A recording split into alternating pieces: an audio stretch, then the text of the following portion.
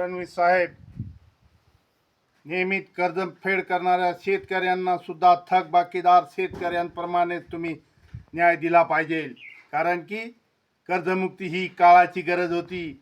खरं पाहिलं असता तुम्ही शेतीमालाला रास्त भाव जर का दिला असता, रास्त भाव दिला असता मालाला, तर कर्जमुक्तीची गरज नव्हती. कारण या शासनाच्या धोरणामुळे शेतकऱ्या मेटाकुटीस आलेल्या आहेत, कर्जबाजारी झालेला आहे.